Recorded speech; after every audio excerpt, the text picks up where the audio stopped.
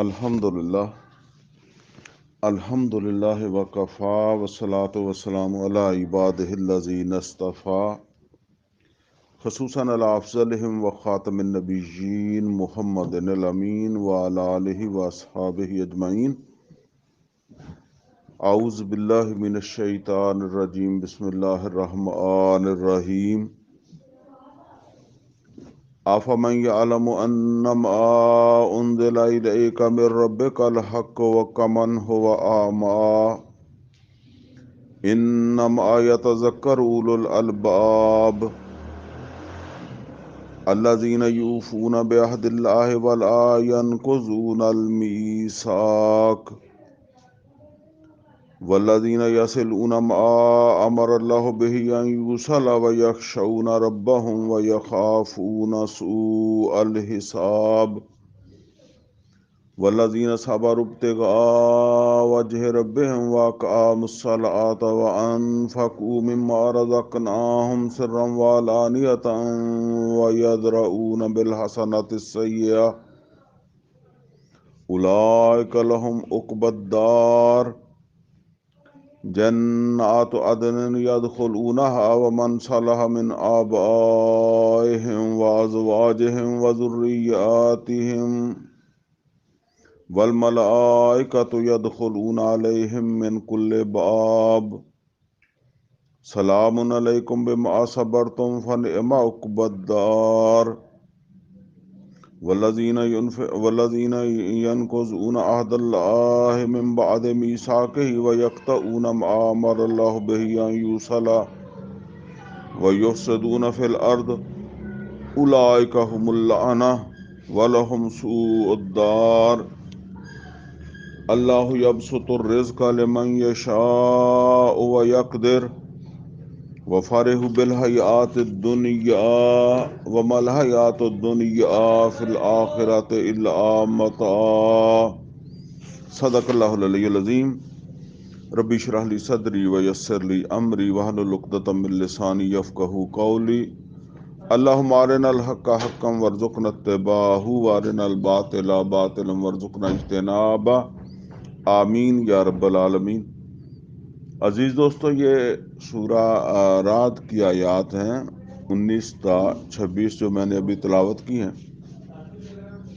ہجرت سے پہلے مکہ کے اندر یہ سورہ مبارکہ جو ہے وہ نازل ہوئی، اور اس کا یہ مقام جو ہے یہ بڑا جامع مقام ہے۔ آپ یوں سمجھ لیں کہ جو دعوت قرآن حکیم انسانوں کو دیتا ہے، اس دعوت کا ایک خلاصہ جو ہے وہ ان آیات کے اندر اللہ رب العزت نے بیان فرما دیا ہے۔ ایک یوں سمجھ لیں کہ مثال کے ذریعے سے جو مضمون اس کے اندر بیان ہوا ہے اس کو سمجھ لیں، اور پھر انشاءاللہ ہم اس کو جو ہے وہ پڑھیں گے۔ یعنی دنیا کے اندر جب ہم کوئی کسی بڑے منصوبے کے اوپر ہم نے کام کرنا ہوتا ہے نا، تو وہ منصوبہ جو ہے نا اس کا ایک نقشہ پہلے ہمارے ذہن میں تیار ہوتا ہے، اور وہ جو ذہن میں تیار ہوتا ہے اسے پھر کاغذ کے اوپر بھی اتار لیتے ہیں۔ اب اس کو آپ نے کاغذ پہ اتارا یا نہیں اتارا، جو آپ کے ذہن میں منصوبہ تیار ہوا ہے اس کو جو ہے نا وہ وجود میں لانے کے لیے پھر دو چیزوں کی ضرورت ہے۔ ایک، اس کے لیے مالی وسائل چاہیے، اور دوسرا اس کے لیے موزوں افرادی قوت بھی چاہیے۔ چھوٹی مثال سمجھ لیں، ایک گھر کی مثال سمجھ لیں۔ گھر کا آپ کے ذہن کے اندر کوئی نقشہ ہوتا ہے، اور وہ نقشہ جو ہے اس کو عملی طور پر جو ہے وہ وجود میں آنے کے لیے دو مزید چیزوں کی ضرورت ہوتی ہے، اور وہ ہے مالی وسائل، اور دوسرا ہے افرادی قوت، یا یوں سمجھ لیں کہ وہ انسانی صلاحیتیں جو ہیں وہ بھی اس کے لیے درکار ہوتی ہیں. کسی ایک چیز کو آپ اگر نقشہ ہی نہیں ہے تو پھر آپ بنانا پھر ایسے ہی جو ہے نا وہ کچھ کرتے رہیں گے. باقی کوئی وہ تو کوئی اس کا منزل نہیں ہے. ایک ایسا آدمی، ٹانگوں کا کام جو ہے وہ چلنا ہوتا ہے اور منزل کا تعین دماغ کرتا ہے نا، تو اسی طرح دماغ میں ہی نقشہ ہوتا ہے. تو نقشے کے بغیر تو بس پھر ٹھیک ہے جی، جو بھی مرضی کر رہا ہوں، کوئی چیز یہاں سے اٹھائی وہاں رکھ دی، وہاں سے پھینک دی. اور اس طرح پھر اس کے لیے وسائل چاہیے. نقشہ بہت اچھا ہے، سب کچھ موزوں ہے، اب وہ مٹیریل فراہم کرنا ہے، وہ پیسوں سے فراہم ہونا ہے. اور پھر مٹیریل آ بھی جائے گا تو ہنرمند بندہ چاہیے، اس کام کے لیے کاریگر چاہیے جو اس کام کو کر سکتا ہو. ٹھیک ہے نا. تو یہ اسی طرح یہ سمجھ لیں کہ یہ دنیا کے اندر جو بھی ہماری ذمہ داریاں ہیں، جو بھی اللہ تعالیٰ کی طرف سے ہمارے اوپر فرائض عائد ہوتے ہیں، ان کے لیے یہ سب کچھ جو ہے وہ درکار ہے. اس میں سب سے پہلی چیز جو ہے نا وہ ہے ایمان. اس کو آپ رکھ لیں نقشے کی جگہ کے اوپر. ایمان جو ہے یہ اصل میں تو علم ہی ہے، کیونکہ یہ ایسی چیز تو نہیں ہے نا جس کو ہم اس طرح دیکھ لیں، ہاتھ لگا لیں. یہ تو ایک علم ہے. یہ علم ہے خود انسان کے اپنے بارے میں، اس کائنات کے بارے میں، یا جو کچھ بھی ہمیں آفاق یا انفس کے اندر جو وہ نظر آتا ہے، اس سب کے بارے میں ایک درست علم. یعنی یہ کہاں سے آیا، یہ سورج کیسے بن گیا، یہ زمین کیسے بن گئی، یہ انسان کیسے بن گیا، اور یہ جو کچھ ہے یہ کسی مقصد کے لیے ہے یا بغیر مقصد کے. تو جو ہے نا وہ معرفت رب یہ علم ہے جس کو حاصل کرنے کے لیے انہی چیزوں کے اوپر جو ہے وہ جو اللہ تعالیٰ نے پیدا کی ہے نا. ان فی خلق السماوات والارض واختلاف اللیل والنہار والفلک التی تجری فی البحر بما ینفع الناس وما انزل اللہ من السماء من ماء فاحیا به الارض بعد موتها وبث فیہا من کل دابہ وتصریف الرياح والسحاب المسخر بین السماء والارض لآیات لقوم یعقلون. آیت بڑی ہے، ترجمہ بھی میں نہیں کر رہا، لیکن یہ سب وہ چیزیں ہیں جن پر غور و فکر کے بعد انسان کو جو ہے نا وہ اللہ تعالی کا علم حاصل ہوتا ہے. اور یہ اس علم کے اوپر جو یقین ہے اس کو ایمان کہتے ہیں. اللہ پر یقین. اللہ پر کیا یقین؟ کہ اللہ تعالیٰ نے ہی یہ سب کچھ پیدا کیا ہے اور یہ سب کچھ بامقصد ہے، اور اس کے ساتھ پھر جو بھی اللہ تعالیٰ کی جو وہ صفات ہیں ان. اچھا، یہ یقین پھر انسان کا جو عمل ہے نا اس کا رخ جو ہے وہ متعین کرتا ہے. جیسے میں نے مثال دی کہ ایسے ہی کر رہا ہے نا، کوئی چیز اٹھا کے یہاں رکھ دی وہاں رکھ دی، جس کو کہتے ہیں پاگل آدمی، وہ بھی کچھ نہ ہاتھ لاتا رہتا ہے، پاؤں لاتا رہتا ہے. لیکن اب اس کی یہ ڈائریکشن جو ہے نا وہ اس کے علم نے یا اس کے ایمان نے جو وہ متعین کر دی. اسی لیے قرآن کریم کے اندر اللہ تعالیٰ نے فرمایا کہ دونوں برابر نہیں ہیں، علم والا اور جو علم والا نہیں ہے، بے علم ہے یا جاہل ہے. فرمایا حل یستوی الذین یعلمون والذین لا یعلمون. کیا وہ جو علم رکھتے ہیں، جاننے والے ہیں، وہ اور جو نہیں جانتے وہ برابر ہیں؟ وہ برابر نہیں ہیں.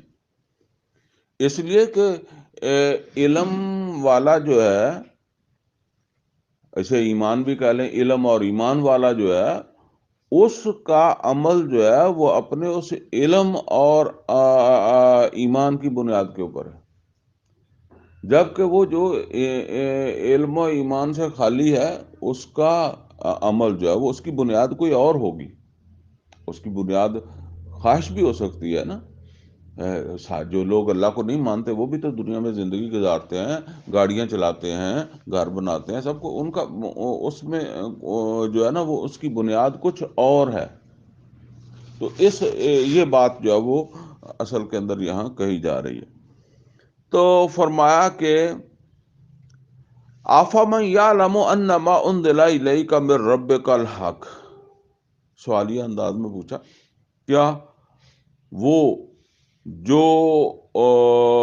اس بات کو جان گیا جو جس کا علم میں یہ بات آ گئی، اور علم کا مطلب ہے ایمان، یعنی اس بات کے اوپر اس کو یقین حاصل ہو گیا ہے کہ محمد صلی اللہ علیہ وسلم جو آپ پر نازل ہوا ہے یہ حق ہے، یعنی یہ ہدایت، یہ قرآن حق ہے. یہ اس قرآن ہی کے ذریعے سے اللہ تعالیٰ کی صحیح معرفت ہمیں حاصل ہوگی، اور اسی سے محمد رسول اللہ صلی اللہ علیہ وسلم کے رسول ہونے کی تصدیق ہوگی، اور اسی سے پھر جنت اور دوزخ اور وہ ساری چیزیں، اسی سے پھر ہم نے دنیا کے اندر جب وہ اگر اس ایمان کے ہم حامل ہیں تو پھر ہمیں کیا کرنا چاہیے، اس ہر چیزیں اسی کی بنیاد پر ہوں گی. تو فرمایا کہ جس نے اس قرآن کے اوپر جو ہے نا وہ یقین کیا، اسے یہ یقین جو ہے یہ ایمان کی شکل اختیار کر گیا ہے. تو فرمایا کہ کمن ہوا اعمى، کیا وہ اندھے جیسا ہو سکتا ہے؟ مطلب کیا ہے؟ مطلب یہ ہے کہ جس کو یہ ایمان حاصل نہیں ہے یا یہ علم حاصل نہیں ہے، اس کے اور جس کو یہ ایمان اور علم حاصل ہے، اس کے عمل ایک جیسے نہیں ہو سکتے، ان میں فرق ہوگا. اور اسی میں یہ بات سمجھ لیں کہ اگر ایک آدمی دعویٰ کر رہا ہے کہ جی میں تو ایمان والا ہوں لیکن عمل مختلف ہے، تو اس کا کیا مطلب ہے؟ اس کا مطلب یہ ہے کہ جس علم یا ایمان کی بات اللہ تعالیٰ فرما رہا ہے نا، وہ اس کے پاس ہوگا تو صرف اقراروں بلسان کی حد تک ہوگا. پہلے بھی کئی دفعہ میں عرض کر چکا ہوں کہ ایمان تو اصلاً جو ہے نا دنیا میں فائدہ دیتا ہے اقراروں بلسان، اور حقیقت میں آخرت میں جو فائدہ دینے والا ہے وہ ہے تصدیقم بالقلب. یہ ایمان جو ہے اس کی دل بھی تصدیق کر رہا ہو، دل میں اس کے بارے میں یقین پیدا ہو گیا ہو. اللہ تعالیٰ نے فرمایا نا کہ سود جو ہے وہ میرے ساتھ اعلان جنگ ہے، فاذنوا بحرب من اللہ ورسولہ. اب یقین اس کا نام ہے کہ واقعی اسے سمجھے، ٹھیک ہے نا. اور جس طرح ابھی یہاں کوئی آدمی جو ہے وہ کلاشن کو لے کر جو ہے وہ کھڑا ہو جائے ہمارے سامنے، ٹھیک ہے نا، تو نہ میری زبان سے درس نکلے گا، کوئی لفظ نکلے گا، نہ آپ کی سانسیں جو ہے وہ اوپر نیچے ہونے جانے سے رک جائیں گی نا. تو اسی طرح آپ ایک ایسے آدمی کے ساتھ یا کسی ایسی فوج کے ساتھ لڑ رہے ہیں جس کے ساتھ لڑنے کی آپ میں قوت ہی نہیں ہے، اللہ کے ساتھ لڑنے کی قوت ہی نہیں ہے، طاقت ہی نہیں ہے. تو نہ کوئی بندے کو جو ہے وہ اس کے اعصاب کے اوپر کوئی اثر ہو، نہ اسے کوئی پریشانی ہو، نہ کوئی سا چڑھے جنوں پنجابی کہہ دیا ہے. تو اس کا مطلب یہ ہے کہ وہ تو ایسی بات ہی اس نے سمجھی، ایسے صرف زبان کی حد تک بے شک اس نے کہہ لیا کہ ہاں جی یہ اللہ نے تو ایسے ہی فرمایا کہ یہ حرب من اللہ و رسول ہے. اسی طریقے سے یقین کے ساتھ جب اس بات کا بندہ اعتراف کرے، الراشی والمرتشی کلاہما فی النار جہنم، اور ایک ویسے زبان سے کر، زبان سے تو میں بھی کرتا ہوں، سارے ہی کرتے ہیں، ٹھیک ہے نا. تو یہ فرق ہے. فرمایا کمن ہوا اعمى، کیا وہ اس اندھے جیسا ہو سکتا ہے جس کو نظر ہی نہیں آتا؟ یعنی ایک آنکھوں والا اور اندھا، قرآن حکیم میں یہ مثال بھی دی ہے اللہ تعالیٰ نے، کیا آنکھوں والے اور اندھے برابر ہیں؟ برابر نہیں ہیں. آنکھ والے کو نظر آ رہا ہے، اور اگر رستے میں کوئی چیز جو ہے وہ خطرے والی بھی ہے تو وہ چونکہ نظر آ رہا ہے نا، تو وہ وہاں سے بچ بچا کے نکل جائے گا، جو اندھا ہے وہ گر جائے گا۔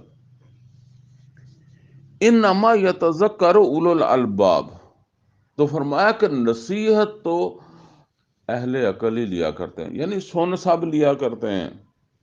اصل میں نبی صلی اللہ علیہ وسلم کو خاص لوگوں کو تو نہیں یہ سمجھا رہے تھے، ہدایت تو عام ہے، سب کو سمجھا رہے تھے۔ تو جس طرح ہم دیکھتے ہیں کہ اسکول کے اندر استاد جو ہے وہ تو سب بچوں کو کہہ رہا ہوتا ہے کہ دیکھو پڑھ لو ورنہ پچھتاؤ گے، اس بات کو سن تو سارے ہی لیتے ہیں، لیکن ایک طالب علم وہ ہے، ایک بچہ وہ ہے جو سن کر محتاط ہو جاتا ہے، اور دوسرا جو ہے وہ اسی طرح غیر محتاط رہتا ہے، اور شاید یہ بھی کہہ دے کہ ماسٹر نو ساڈی بڑی فکر لگی ہے، کہ پریشانی سانو ہونی ہے اور فکر انہوں لگی ہے، شاید یہ بھی کہہ دے۔ تو فرمایا کہ یہ ہیں جو محتاط ہو جائیں۔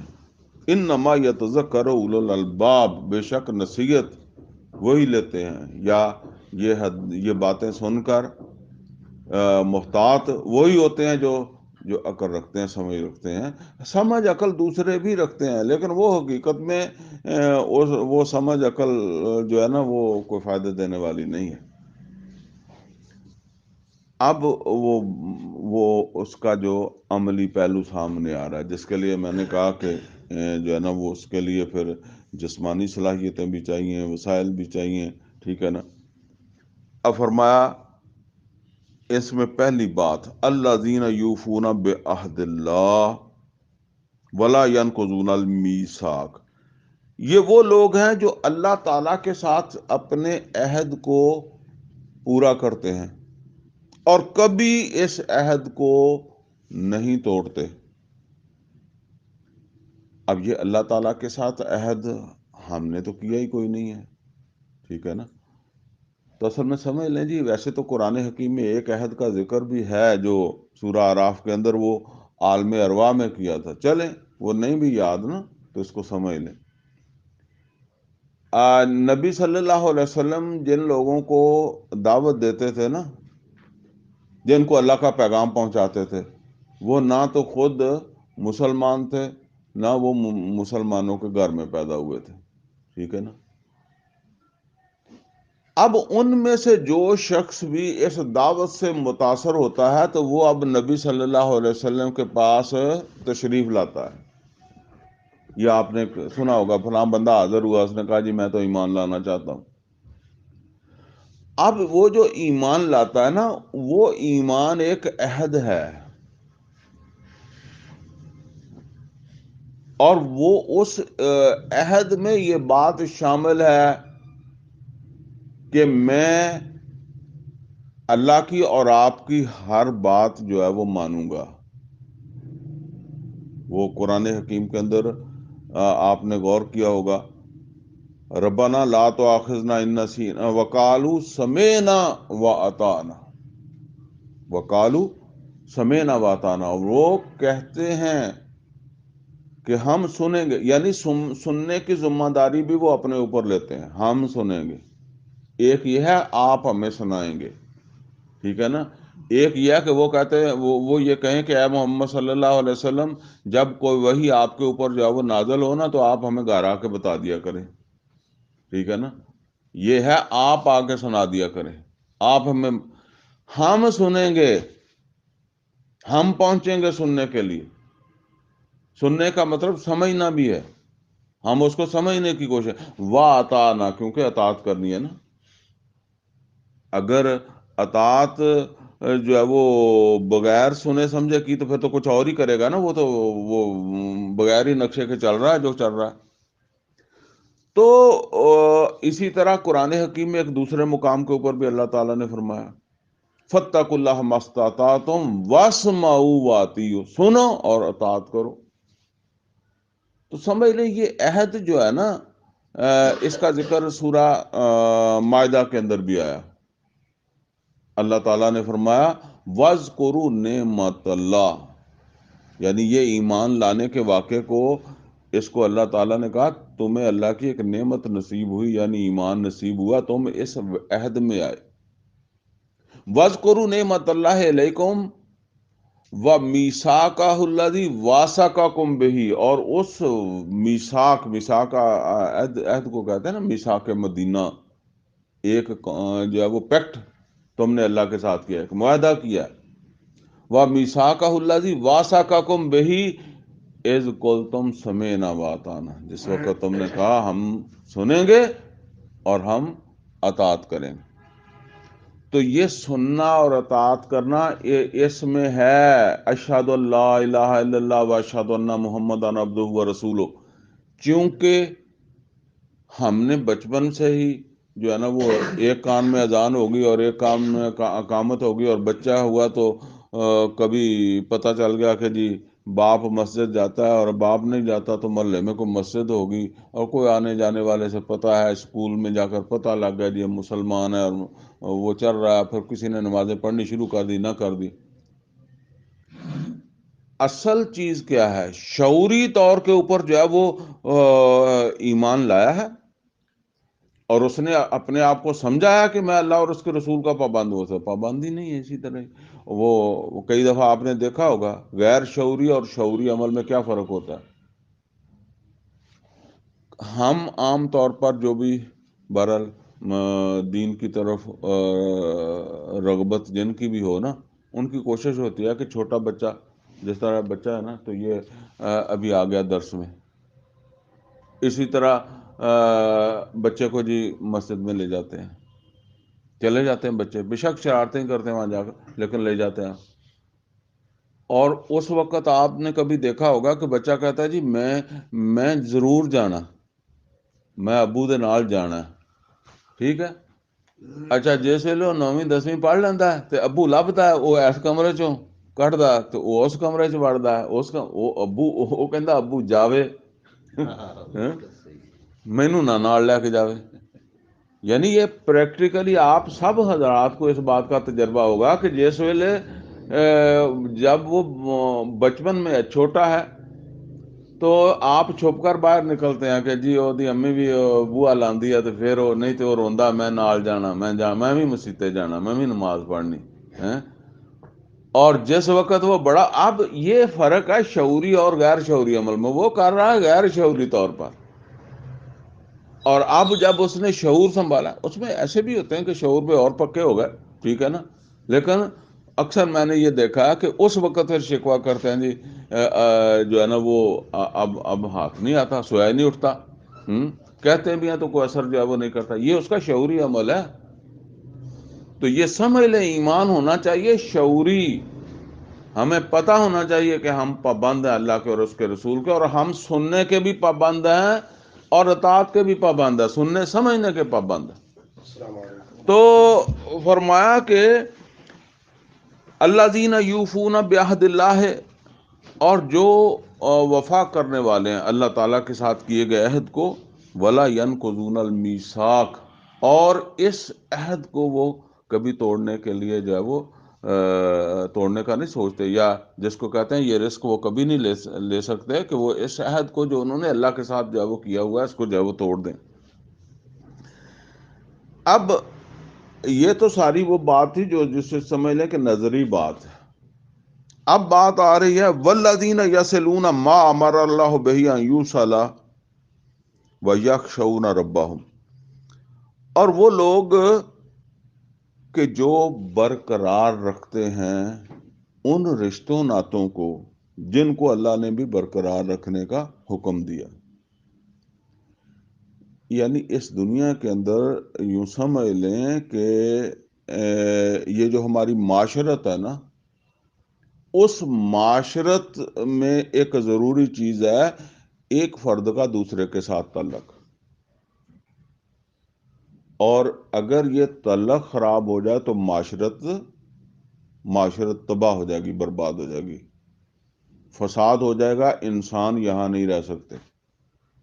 انسانوں کے لیے جو ہے نا وہ پھر مشکل ہو جاتی ہے۔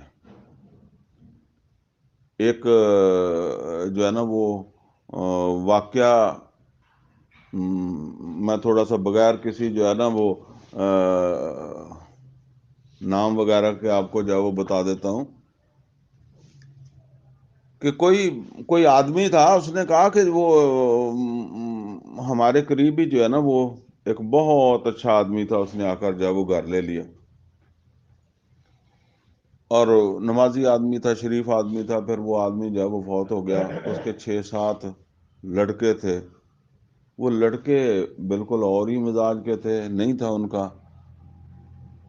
تو وہ کہتا ہے کہ جب وہ یہ وہاں گھر لے رہا تھا تو ہم دعائیں کرتے تھے، یار یہ بندہ اچھا ہے، شریف آدمی آ جائے. اب ہم دعائیں کرتے ہیں، یار یہ چلے جائیں، کسی اور جگہ دیتے. ٹھیک ہے نا؟ یہ فرق ہے، معاشرت میں خرابی جو ہے وہ آتی ہے. تو یہ سمجھ لیں جی، ہم اس دنیا کے اندر پیدائش کے ساتھ ہی یہ تعلق بنتا ہے نا. بندہ پیدا ہوا، بچہ پیدا ہوا، ماں باپ، پھر بھائی بہن، پھر کوئی اور رشتے ناتے، ہمسائے. ٹھیک ہے؟ یہاں تک کہ ہر انسان جو ہے نا، وہ جس انسان کے ساتھ بھی کوئی معاملہ کرتا ہے تو ایک اس کا تعلق بن جاتا ہے. دکاندار اور گاہک کے درمیان بھی تو ایک تعلق ہے نا. مزدور اور فیکٹری مالک کے درمیان بھی جو ہے وہ تعلق ہے. اب یہ ان تعلقات کا تقاضا کیا؟ اسی طرح میاں بیوی کے درمیان بھی تو ایک تعلق ہے. جب ہم نکاح میں آتے ہیں نا تو ہم یہ عہد کرتے ہیں، اس میں یہ عہد موجود ہوتا ہے کہ ہم اپنی ذمہ داریاں ادا کریں گے. اس کے حوالے سے شوہر بیوی کے حوالے سے ادا کرے گا، بیوی شوہر کے حوالے سے ادا کرے گی. اگر بچے پیدا ہو گئے تو ان کے حوالے سے ہم اپنی ذمہ داریاں جب ادا کریں گے. ہمارے ساتھ جو مسئلہ ہوا ہے نا، وہ یہ ہوا ہے، یہ سمجھ لیں. یہ جو دو تقاضے ہیں نا اللہ تعالیٰ کی طرف سے، حقوق العباد اور حقوق اللہ، آپ کبھی قرآن کریم کے اندر جو ہے وہ اس کو جو ہے وہ دیکھ لیں کہ اکثر مقامات کے اوپر پہلے حقوق العباد جو ہے وہ بیان ہوتے ہیں، بعد میں حقوق اللہ کا ذکر آتا ہے. اور میں اس کو ایک اور طرح بھی سمجھایا کرتا ہوں کہ حقوق العباد جو ہے نا وہ تو قرآن حکیم کے نزول سے پہلے بھی محمد رسول اللہ صلی اللہ علیہ وسلم ادا کرتے تھے. ٹھیک ہے نا؟ نمازیں بعد میں ادا کی ہیں، روزے بعد میں رکھے ہیں، حج بعد میں کیے ہیں. قرآن حکیم کے اندر بھی جو اب آپ دیکھیں نا، چھوٹی صورتیں دیکھ لیں، بڑی صورتیں دیکھ لیں، فرمایا الم نجعل لہ عینین ولسانا وشفتین وہدیناہ النجدین فلاقتحم العقبہ وما ادراک ما العقبہ فک رقبہ او اطعام فی یوم ذی مسغبہ یتیما ذا مقربہ او مسکینا ذا متربہ. یہ کوئی نماز روزہ کا بات نہیں آئی ہے. یتیمن متربہ اور مسکینن اس کے بعد ثم کان من الذین آمنوا، یعنی یہ سارا کچھ کر کے ثم کان من الذین آمنوا، ایمان کی بات بھی بعد میں آئی. وتواصوا بالحق وتواصوا بالمرحمہ.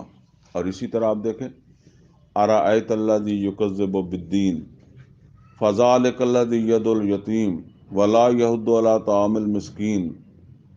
اب حقوق العباد کا فویل للمصلین، نماز کا ذکر بعد میں آ رہا ہے. لیکن ہم نے کیا کیا؟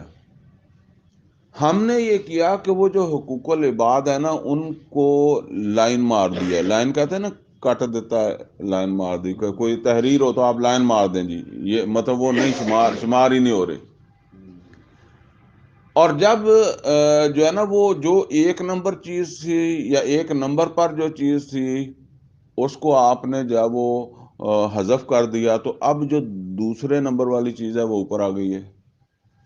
لہٰذا ہمارے دماغوں کے اندر بھی اور ہمارے اعمال کے اندر بھی اسی چیز کو پرائرٹی حاصل ہے. نماز ہے، روزہ ہے، حج ہے. ٹھیک ہے نا؟ اس کے حوالے سے. اور دوسری طرف جو ہے وہ حقوق العباد جو ہے وہ بالکل جو ہے وہ ہم نے صاف کر دیے. بیوی کے حقوق لوگوں کو نہیں پتا، ہمسایوں کے حقوق کا نہیں پتا، دکاندار نہیں سمجھتا کہ یہ گاہک کے حوالے سے میری کوئی ذمہ داری ہے. اس کے کچھ حقوق ہیں، اور گاہک یہ نہیں سمجھتا کہ یہ دکاندار کے بھی کچھ حقوق ہیں، مزدور یہ نہیں سمجھتا کہ یہ مل مالک یا فیکٹری مالک جو ہے یہ اس کے بھی کوئی حقوق ہیں، اور وہ یہ نہیں سمجھتا کہ اس کے کوئی حقوق ہیں۔ تو یہ سمجھ لیں جی، یہ تو ہمسائے کے حقوق اللہ کے رسول صلی اللہ علیہ وسلم نے اتنے بیان کیے ہیں کہ ایمان کی نفی کر دی۔ فرمایا ہے واللہ لا یؤمن واللہ لا یؤمن واللہ لا یؤمن، وہ شخص ایمان والا نہیں ہے، مومن نہیں ہے، الذی لا یامنہ جارہ بوائقہ، وہ جس کا ہمسایہ جو ہے نا وہ اس سے پریشان ہے۔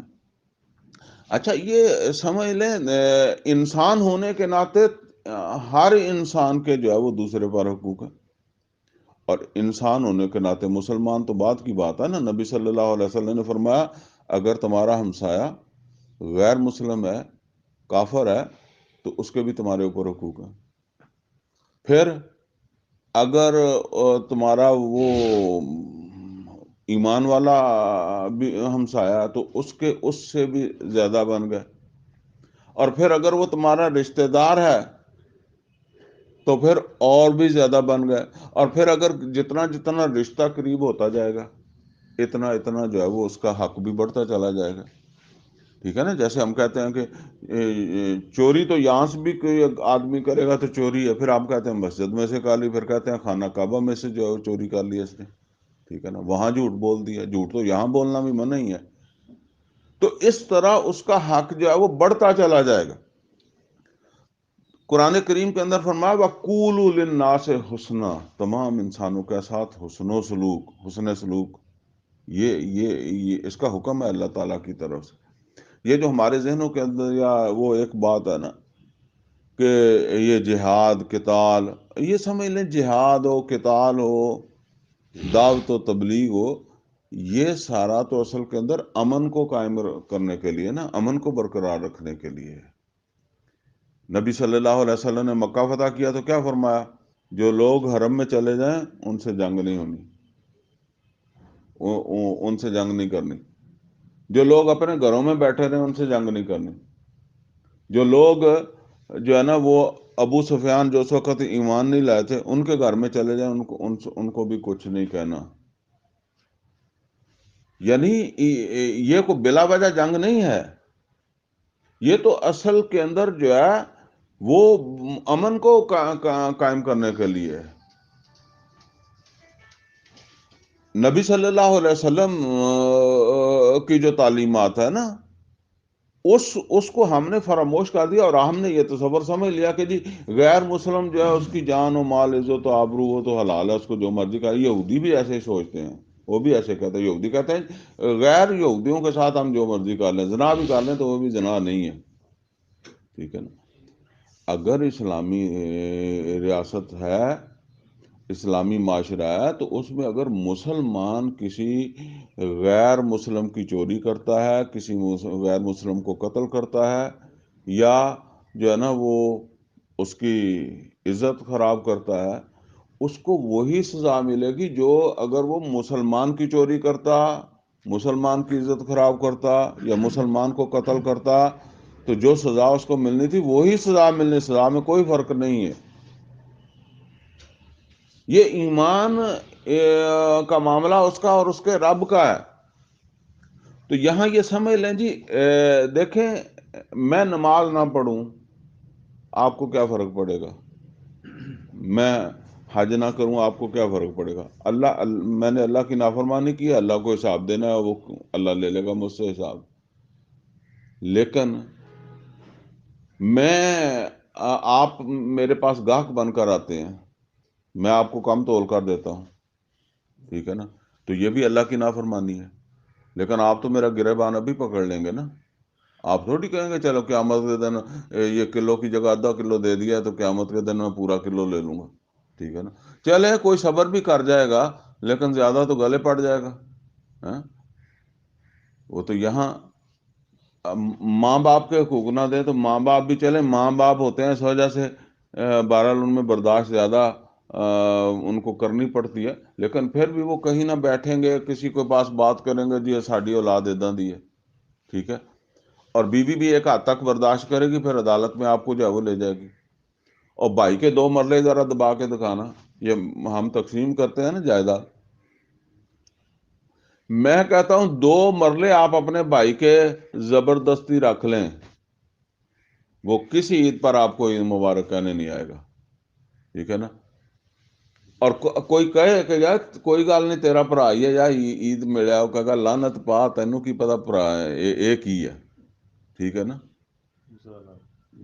یہ عید مبارک کہنے کا ہی مستحق نہیں ہے، اس کی شادی میں جاؤں، اس کے مرنے پر بھی نہ جاؤں میں، ٹھیک ہے نا۔ یہ ہے فساد۔ فساد حقوق اللہ کی عدم ادائیگی میں نہیں ہوتا، فساد ہوتا ہے حقوق العباد کی عدم ادائیگی میں۔ وہ آپ بیوی کے نہ دیں، وہ آپ ماں باپ کے نہ دیں، وہ آپ ہمسایوں کے نہ دیں، آپ جو ہے نا وہ کسی دوسرے انسان کے جس کے ساتھ بھی، اور یہی اصل کے اندر پھر آگے بڑھتا ہے، پھر ایک ملک دوسرے ملک کے ساتھ جو ہے نا وہ اس کو بھی اس کے ساتھ جو ہے وہ حقوق بنتے ہیں، اور وہ جب حقوق کی تلفی ہوتی ہے تو اس کا نتیجہ پھر فساد جو ہے وہ جو فرمایا ظہر الفساد فی البر والبحر بما کسبت ایدی الناس۔ ہمارا زور جب آ جاتا ہے نا تو ہم کہتے پتہ نہیں میں ایسے نمازاں کٹ ہو گئی ہیں اس وجہ تو یہ ہو گیا۔ نماز حکم ہے اللہ کا، لیکن اصل بات یہ ہے کہ ہم کس کس کا حق کھا رہے ہیں، کس کس کے اوپر ظلم کر رہے ہیں، اور اب ہم اس حد تک جو ہے وہ چلیں گے کہ ہمیں پہچان بھی ختم ہو گئی ہے، یعنی ہم حقوق طلب بھی کرتے ہیں اور محسوس بھی نہیں کرتے کہ ہم کسی کا حق جو ہے وہ رکھ کر بیٹھے ہیں۔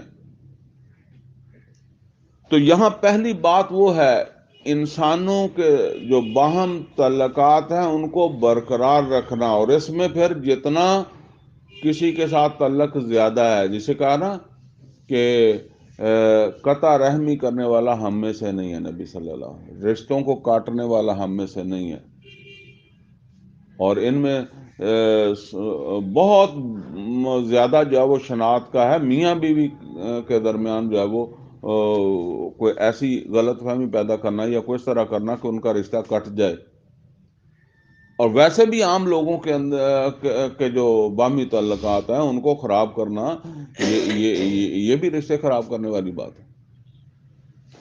تو فرمایا کہ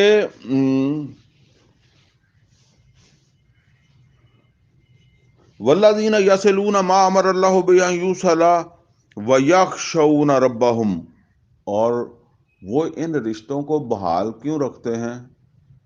یخشون ربہم، اپنے رب سے ڈرتے ہوئے۔ بعض لوگوں کو اللہ تعالیٰ نے سمجھ دی ہوتی ہے۔ ایک ہمارے دوست تھے، غصے میں بھی بہت جلدی آ جاتے تھے، اللہ مغفرت فرمائے، کوئی معمولی بات ہے نا بس جو دماغ میں آ گئی تو انہوں نے فوراً ہی آپ کو جو ہے نا وہ، بے شک آپ ان کے محسن بھی ہوں گے کچھ بھی ہوں گے نا، جلدی جو ہے نا وہ ختم کر کے نا چلے جاتے تھے۔ لیکن ایک خوبی میں نے ان کے دیکھی تھی کہ تیسرے دن جو ہے نا وہ بندہ خود ہی جو ہے نا وہ یا آ جاتا تھا یا فون کر لیتا تھا، اور اس طرح اس نے بات کرنی جیسے کچھ ہوا ہی نہیں تھا۔ یہ صرف میرے ساتھ نہیں، میں نے اکثر لوگوں کے ساتھ دیکھا، یہ اس میں بیماری تھی کہ جو ہے نا وہ اپنے دماغ میں خرابی ہے تو دوسرے کو غلط کہہ کے تو ایک دفعہ اس کے ساتھ سمجھ لے کہ اس طرح جانا ہے کہ بس اب زندگی میں آخری ملاقات ہے، ٹھیک ہے۔ اور وہ جو حدیث میں نے تو اس سے نہیں پوچھا کہ تم اس حدیث پر عمل کرتے ہو کہ ایک مومن دوسرے مومن سے 3 دن تک ناراض نہیں رہ سکتا، اور فٹ تیسرے دن جو ہے وہ یا تو وہ خود ہی چل کر آ گیا اور اس نے آ کر وہ بات کرنی ہی نہیں ہے، ختم جو ہے نا، اور اسی طرح جو ہے وہ جیسے کوئی کچھ ہوا ہی نہیں ہے، کوئی مسئلہ ہی نہیں ہے ہمارے درمیان، ٹھیک ہے۔ تو یہ نبی صلی اللہ علیہ وسلم نے یہ جو چیزیں بتائی ہیں یہ کس وجہ سے بتائی ہیں؟ یہ رشتے توڑنے کے لیے تو نہیں بتائی۔ تو اگر یہ رشتے ناطے جو ہے نا وہ ہمارے دنیا کے اندر جو تعلقات ہیں یہ صحیح ہیں تو یہ دنیا امن ہے، فرمایا والذین یصلون ما امر اللہ بہ ان یوصل ویخشون ربہم، وہ رب سے ڈر کر رشتوں کو بحال رکھتے ہیں، ویخافون سوء الحساب، اور وہ ڈرتے ہیں کہ حساب ان رشتوں کا بھی دینا پڑنا ہے، ان تعلقات کا بھی دینا پڑنا ہے، کہ تم نے جو ہے وہ کس طرح دوسرے لوگوں کے ساتھ جو ہے وہ کس طرح تم رہے تھے۔ اچھا، اب اگلی بات ہے والذین صبروا ابتغاء وجہ ربہم۔ ایک تو چلیں ایک بندہ زیادتی کر گیا ہے، اب اس کے مقابلے میں دوسرے بندے کو بھی اللہ تعالیٰ جو ہے وہ یہاں ایک رستہ بتا رہا ہے، اور وہ رستہ کیا ہے؟ وہ رستہ یہ ہے کہ اگر کسی نے زیادتی کر ہی لی ہے تو اگر تم صبر کرو، اصل میں دیکھیں وہ اپنی جگہ ہے کہ آنکھ کے بدلے آنکھ، کان کے بدلے کان، جس نے زیادتی کیا اس سے بدلہ لیا جائے، والجروح قصاص، لیکن بعض جگہ کے اوپر بدلہ لینا جو ہے نا وہ اور بھی خرابی کا باعث بن جاتا ہے۔ مثال کے طور پر بیوی نے شوہر کو جو ہے نا وہ تھپڑ مار دیا، ہاں ویسے یہ مشکل ہی لگتا ہے لیکن مار بھی دیتی ہے، بیوی نے کبھی کسے مار دیا تھپڑ، اب یہ کتنا بڑا مسئلہ ہے، ٹھیک ہے نا، کہ بندہ جو ہے وہ جواباً تھپڑ مارے تو پھر ہو سکتا ہے بات ہی بڑھ جائے، ٹھیک ہے نا۔ اگر اور صبر بھی اس وقت اس کا زیادہ جو ہے نا وہ صبر کہلاتا ہے جو بدلہ بھی لے سکتا ہو، اگر وہ برداشت کر جائے، صبر کر جائے، ٹھیک ہے نا۔ یا جو ہے نا وہ آپ یوں سمجھ لیں کہ جو ہے نا وہ بھائی کے ساتھ جو ہے وہ کوئی اس طرح کی ہو گئی ہے، اب آپ اس کو اسی طرح کا بدلہ اس سے لینا چاہتے ہیں تو پھر شاید اور اس میں خرابی جو ہے وہ پیدا ہو جائے۔ تو بعض اوقات جو ہے نا وہ بہترین اس کا حل یہی ہوتا ہے کہ اگر ایک نے معاف کر دیا ہے تو وہ رشتہ چلتا رہے گا، وہ تعلقات جو ہے وہ بہتر رہیں گے، ٹھیک ہے نا۔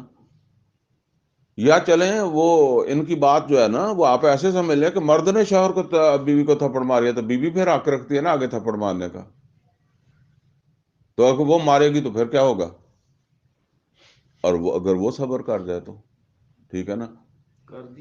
تو فرمایا کہ والذین صبروا ابتغاء وجہ ربہم، لیکن وہ جو کرتی ہیں وہ تو پھر آخرت میں تو حساب دینا پڑے گا نا، اس نے صبر کیا مجبوری کے ساتھ، ایک ہے اس نے دل سے معاف کر دیا ہے پھر تو اور بات ہے، تو اگر اس نے مجبوری سے ہی معاف کیا تو عام طور پر جس کو جو بدلہ لینے کا حق رکھتا ہے نا وہی دل سے معاف کرتا ہے، جو حق ہی نہیں رکھتا، آپ میرے اوپر ظلم کر رہے ہیں اور میں آپ کو کچھ کہہ ہی نہیں سکتا تو میں نے معاف جو کرنا ہے وہ معاف تو میں نے ایسے ہی کرنا ہے نا۔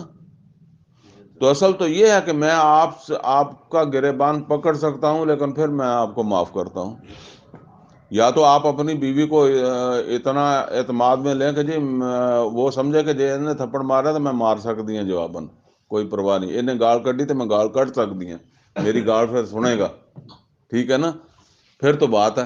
اگر اس کو یہی ہو کہ یہ سنے گا ہی نہیں تو پھر کیا ہے، پھر تو قیامت میں حساب دینا پڑے گا، پھر اس کی معافی نہیں ہے، پھر تو وہ درگزر ہے جسے کہتے ہیں۔ فرمایا والذین صبروا ابتغاء وجہ ربہم، جنہوں نے اپنے رب کو خوش کرنے کے لیے صبر کیا، واقاموا الصلاۃ، دیکھیں ابھی نماز کی بات آئی ہے، یہ حقوق اللہ بھی آ رہے ہیں، پہلے حقوق العباد کا ذکر ہے، واقاموا الصلاۃ، اور نماز کو قائم رکھا، وانفقوا مما رزقناہم سرا وعلانیہ، اور پھر اللہ کی رضا کے لیے خرچ کیا، اور وہ چھپے بھی اور ظاہر بھی۔ یہ اصل میں اس بات کو ذرا یہاں ہی رکھ رہا ہوں، آگے نہیں بڑھا رہا، ورنہ یہ نماز شروع ہے تو اس کی چوٹی ہے جہاد فی سبیل اللہ، ٹھیک ہے نا، اور ہر جگہ خرچ ہونا ہے، کہیں ہماری جسمانی صلاحیتیں خرچ ہوں گی، کہیں ہمارے وسائل خرچ ہوں گے۔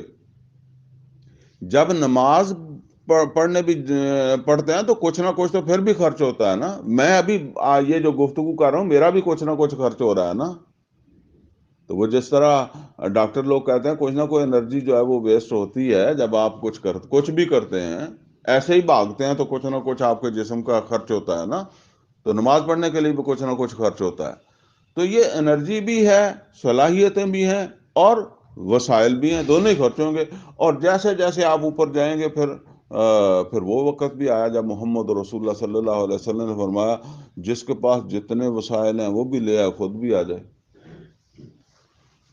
وَأَنفَقُوا مِمَّا رَزَقْنَاكُمْ سِرًّا وَعَلَانِيَةً وَيَدْرَؤُونَ بِالْحَسَنَةِ السَّيِّئَةَ، اور وہ برائی کو بدلتے ہیں بھلائی کے ساتھ. اولئک لہم عقبی الدار، یہ ہیں جن کے لیے آخرت کا گھر ہے. اب دیکھیں بندہ جو ہے نا وہ ایک تصور اپنا ہے، یہ ہے وہ علم جس کے مطابق ہمیں اپنا تصور بنانا چاہیے. ان کے آخرت کا گھر ان کے لیے ہے، جو یہ کردار جو ہے وہ یہاں بیان کیا گیا. اگر ہم نے غلطی سے اپنے تصور کوئی اور ہی جو ہے وہ بنا لیا تو پھر کچھ اور بن گیا. پھر دیکھیں نا اس پر ہمارا یقین ہے اور انشاءاللہ یہ حق ہے، قرآن حکیم حق ہے. اور قیامت کے دن ہمارا تصور جو ہے وہ اس حق سے مختلف تھا تو مختلف نتیجہ نکلے گا. پھر تو فرمایا اولئک لہم عقبی الدار، یہ ہیں جن کے لیے ہے آخرت کا گھر. آخرت کا گھر تو سب کے لیے ہی ہے، یعنی جہنم بھی تو گھر ہی ہے کسی کا، لیکن اصل میں وہ جیسے کہتے ہیں کہ وہ قاعدہ گھر ہے، ٹھیک ہے نا، سکون والا گھر، آرام والا گھر ان لوگوں کے لیے آخرت میں. اور وہ کون سا ہے؟ جنات عدن یدخلونہا ومن صلح من آبائہم وازواجہم وذریاتہم. فرمایا وہ ہمیشگی کے باغات ہیں، وہ جنت ہے ہمیشہ کی جس میں ان کو داخلہ ملے گا. ومن صلح من آبائہم وازواجہم وذریاتہم، اور جو ان کے جو ہے وہ آباء و اجداد ہوں گے، جو ان کے بیویاں یا بیویوں کے شوہر ہوں گے یا ان کی اولادیں ہوں گی، ان کو بھی اللہ تعالیٰ جو ہے وہ ان کے ساتھ جو ہے وہ ملا دے گا. اور وہ لیکن یہ ایک بات یہاں بیان کی گئی ہے کہ وہ ومن صالحہ، صالح ہونا چاہیے. مطلب کیا ہے کہ جنت میں بھی اللہ ملاقاتیں کروا دے گا. جنت ظاہر بات ہے، جنت کے اندر نبی صلی اللہ علیہ وسلم نے فرمایا کہ ایک جنت جو ہے نا اس سے اوپر والی جنت ایسے ہی ہے جیسے یہاں سے ستارے ہیں، ٹھیک ہے نا، اس طرح. اور وہ اعلیٰ ہے، پھر اس سے پتہ نہیں اس طرح جتنے لوگ ہوں گے اتنی جنتیں ہوں گی نا. تو اب یہ جو نیچے والا جنتی ہے اس کا کوئی باپ، بھائی، دوست، رشتہ دار کسی اعلیٰ جنت کے اندر ہے، لیکن ہے یہ بھی جنت میں ہی.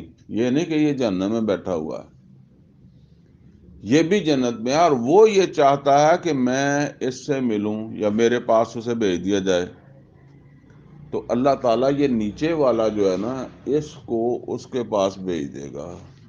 یعنی کر تو ایسے بھی سکتا ہے کہ اس کو اوپر والے کو کہے کہ تو تھلے آ جا، ٹھیک ہے، اس میں اس کا گھاٹا ہے.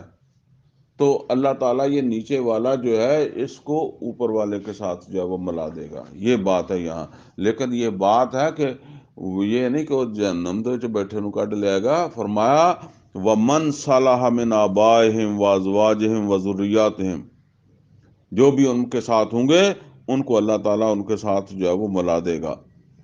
وَالْمَلَائِكَةُ يَدْخُلُونَ عَلَيْهِمْ مِنْ كُلِّ بَابٍ، اور وہ جس دروازے سے بھی داخل ہوں گے، یعنی جنت کے مختلف دروازے ہیں، جس دروازے سے بھی داخل ہوں گے فرشتے ان کو سلام کرنے کے لیے، ویلکم کہنے کے لیے آئیں گے، ان کا استقبال کریں گے فرشتے. سلام علیکم، اور وہ ان سے کہیں گے سلام ہے تم پر، بما صبر تم. حالانکہ دیکھیں نمازیں بھی پڑھی ہیں، وہ یہ نہیں کہتے کہ کیونکہ تسی نماز پڑھی سی اس واسطے تہاڈے سلام ہے، تسی حج کر کے آئے سی. سلام علیکم بما صبرتم، اور سلام ہے تمہارے اوپر کہ تم نے صبر کی زندگی گزاری. اور یہ صبر ظاہر بات ہے کہ رشتہ داریوں میں بھی ہے، اور پھر ظاہر بات ہے میدان جنگ میں بھی صبر ہے. اور پھر ویسے تو نماز کے لیے بھی صبر ہی کرنا پڑتا ہے، اتنے ٹھنڈے موسم میں حوصلے کے ساتھ اٹھنا پڑتا ہے اور بندہ جا کر نماز پڑھتا ہے نا. فَنِعْمَ عُقْبَى الدَّارِ، تو اللہ تعالیٰ فرما رہا ہے کیا ہی بہترین جو ہے وہ ٹھکانہ ہے، جو یہ آخرت کا ٹھکانہ ہے. آخرت میں ٹھکانہ ملنے والا، دنیا میں تو پھر پتہ نہیں کس حالات میں رہے نا، آخرت میں جو ٹھکانہ ملنے والا ہے کیا ہی بہتر ہے. وَالَّذِينَ يَنقُضُونَ عَهْدَ اللَّهِ مِن بَعْدِ مِيثَاقِهِ، اب دیکھیں یہ جنہوں نے، ایک تو ابھی ہم نے پڑھا جنہوں نے اپنے عہد کو پورا کیا ان کی بات ہے، اب یہ جنہوں نے عہد کو توڑ ڈالا. وَالَّذِينَ يَنقُضُونَ عَهْدَ اللَّهِ مِن بَعْدِ مِيثَاقِهِ، اور جنہوں نے وہ عہد کیا تھا اور پھر اس کو جب وہ توڑ ڈالا. وَيَقْطَعُونَ مَا أَمَرَ اللَّهُ بِهِ، اور توڑ دیا، پامال کر دیا ان رشتے ناطوں کو، أَن يُوصَلَ بِهِ، جن کو اللہ تعالیٰ نے کہا کہ مت توڑنا، انہیں برقرار رکھنا، جس نے انہیں ان رشتوں کا لحاظ نہیں رکھا. اب نوٹ کریں، یہاں نماز کا ذکر نہیں آیا، وہاں نماز کا ذکر آیا، یہاں نماز کا ذکر نہیں آیا، صرف رشتے ناطوں کی بات کے اوپر توجہ کر رہے ہیں آپ لوگ. فرمایا وَالَّذِينَ يَنقُضُونَ عَهْدَ اللَّهِ مِن بَعْدِ مِيثَاقِهِ وَيَقْطَعُونَ مَا أَمَرَ اللَّهُ بِهِ أَن يُوصَلَ وَيُفْسِدُونَ فِي الْأَرْضِ. نماز کا ذکر یہاں نہیں آیا، رشتے ناتوں کو توڑا، زمین کے اوپر فساد کیا. وَيُفْسِدُونَ فِي الْأَرْضِ أُولَٰئِكَ لَهُمُ اللَّعْنَةُ، پڑھتے رہیں نمازیں، کرتے رہیں آج، ٹھیک ہے نا. فرمایا اولئک لہم اللعنہ، ان کے اوپر ہے لعنت. وَلَهُمْ سُوءُ الدَّارِ، یہ بات میں سمجھانا چاہتا ہوں، نماز اچھی بات ہے لیکن یہاں دیکھیں کمپیریزن کر کے، اس کو اوپر ذکر آیا نماز کا، لیکن جب یہ لعنت کا ذکر آیا تو صرف یہ رشتے ناتوں کو توڑنے کے اوپر اللہ تعالیٰ نے جو وہ بتا دیا. فرمایا اولئک لہم اللعنہ، ان کے اوپر ہے لعنت. وَلَهُمْ سُوءُ الدَّارِ، اور ان کا ٹھکانہ ہوگا بہت برا. اللہ یبسط الرزق لمن یشاء ویقدر، کسی کے پاس زیادہ روٹی دیکھ کر، کسی کا اچھا محل دیکھ کر، کسی کے پاس اعلیٰ گاڑی دیکھ کر نہ سمجھ لیا کرو کہ اللہ بڑا راضی ہے. پھر تو اللہ فرعون سے بھی راضی تھا، اللہ نمرود سے بھی راضی تھا. ٹھیک ہے، یہ اللہ تعالیٰ کی آزمائش ہے، وہ کسی کا امتحان دے کر لے رہا ہے اور کسی کو محروم کر کے لے رہا ہے. جو کچھ ملا ہوا ہے، جو وقت ہے، اس کو اپنے لیے امتحان سمجھو. تو فرمایا اللہ یبسط الرزق لمن یشاء ویقدر، اور یہ اللہ ہے جس کا رزق چاہتا ہے کھلا کر دیتا ہے، یعنی خواہ وہ اوپر والوں کا کر دے یا نیچے والوں کا کر دے، یعنی رشتے توڑنے والوں کا کر دے یا رشتے برقرار رکھنے والوں کا بنا دے، یا بھوک دے دے رشتے برقرار رکھنے والوں کو، یا بھوک دے دے رشتے توڑنے والوں کو، یہ اس کی مرضی ہے. وَفَارِحُ بِالْحَیَاةِ الدُّنْیَا، اور یہ تو خوش ہو جاتے ہیں بس دنیا پاری، یعنی دنیا میں کچھ مل جائے تو بڑے راضی ہوتے ہیں. وَمَا الْحَیَاةُ الدُّنْیَا فِی الْآخِرَةِ إِلَّا مَتَاع، اور یہ دنیا کی زندگی اگر تمہیں مل بھی گئی، تمہیں خوشی مل بھی گئی دنیا میں، تو یہ آخرت کے بارے میں کیا ہے؟ الا متاع. متاع کیا ہے؟ یہ میرے خیال میں مجھے اب بھول گیا، ویسے میں نے پڑھا تھا غالباً جو ہے نا وہ امام راغب اصفہانی شاید ان کا ہی ہے، بہرحال چلیں کسی کا بھی ہے، بڑے آدمی کا. اس نے کہا کہ مجھے قرآن کریم میں یہ بار بار آتا تھا یہ دنیا کیا، یہ متاع ہے. تو یہ متاع مجھے سمجھ نہیں آتی تھی کہ متاع کیا ہے. یعنی عربوں سے پوچھتا تھا، پرانے عرب نئے عرب کو اس میں پھر زبان میں فرق آ جاتا ہے نا. تو وہ کہتا ہے یہ میرے دماغ میں بار بار جاتی تھی کہ اکثر جگہ کے اوپر اللہ تعالیٰ نے فرمایا کہ یہ دنیا تو بس متاع ہے. یہ متاع کیا ہے؟ تو وہ کہتے ہیں کہ ایک سوال ذہن میں پیدا ہوا تھا جس سے میں مطمئن نہیں تھا. کبھی اس کو کہہ دینا معمولی چیز، کبھی اس کو جس طرح ہم کہتے ہیں نا کہ، تو اس طرح کہتے ہیں کہ میں ایک دفعہ جو ہے نا وہ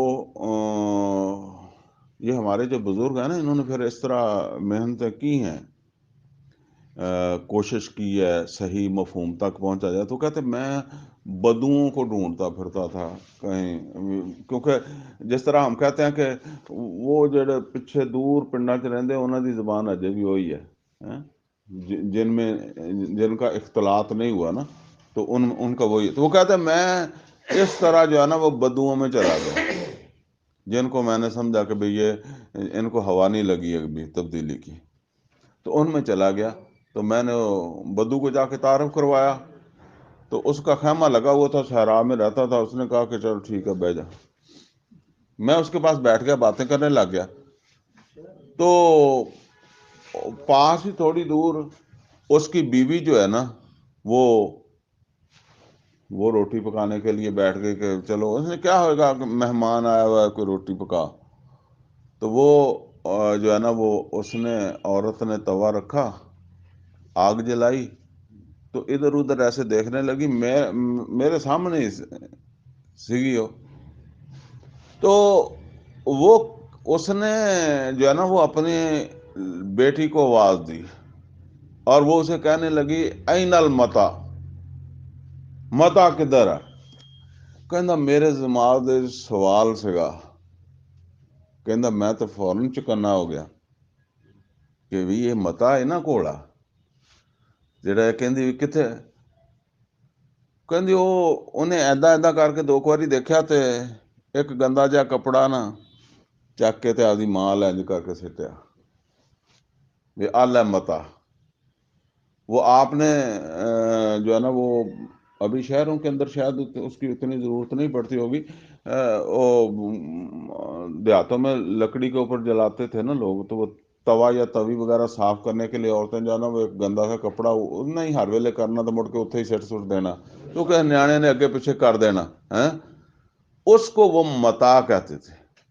یعنی یہ ہے متا، یہ ہے دی ویلیو کہ بس ٹھیک ہے کام آ گیا، جس کو کہتے ہیں برتنے کی چیز. پھر اس کا ترجمہ آگے کرنے لگ گئے برتنے کی، جس نے لوڑ تہاڈی پوری کر دیتی، بس ذالک متاع الحیات الدنیا، یہ تو دنیا کی زندگی ہے، اور پھر سارا کچھ ادھر ہی رہ جائے گا.